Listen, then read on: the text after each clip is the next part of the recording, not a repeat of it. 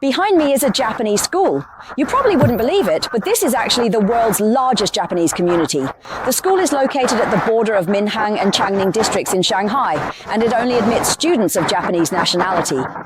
Furthermore, everyone at the school, from the principal and teachers to the security guards and cleaners, is Japanese, and there are security personnel on duty 24 hours a day. Security is extremely tight. In addition to the extensive network of security cameras, the school was surrounded by a tight fence and under strict surveillance, preventing Chinese people from entering.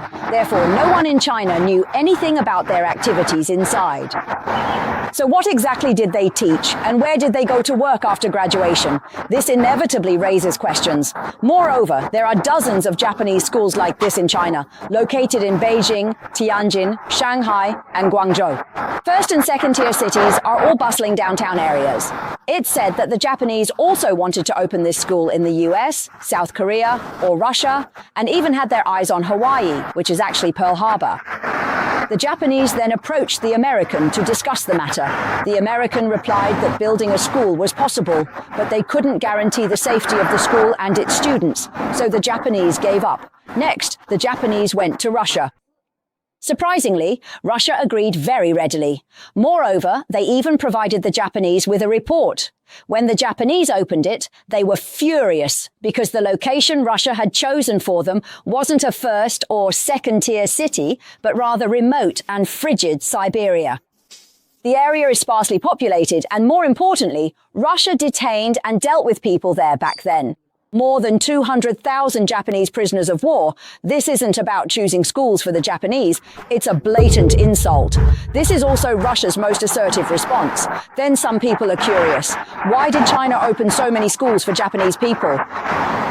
This brings us to the early days of reform and opening up when we faced a severe shortage of funds. What to do? Attract investment. Moreover, this was during the peak of Japan's economic prosperity. Japanese companies entered China with substantial capital and technology. In 1978, Panasonic became the first foreign company to enter China. Subsequently, other Japanese companies such as Hitachi and Toyota also entered the Chinese market. Meanwhile, starting in 1980, Japan began providing economic assistance to China, primarily in the form of low-interest loans. The construction of projects such as the Beijing Subway, Beijing Capital International Airport, Shanghai airports, and dozens of large port berths in China were all completed with Japanese loans. Of course, when it came to aiding China, Japan also had its own political and